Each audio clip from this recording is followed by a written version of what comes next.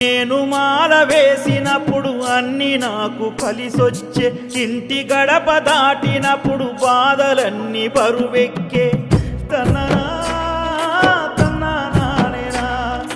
నాకు ఆకరైనప్పుడు కన్న తల్లి గుర్తొచ్చే, నాతో ఎవరు లేనప్పుడు తండ్రి నాకు యాదొచ్చే. నేను అలసిపోయిన గాని నరకయాతనెంతున్న గాని,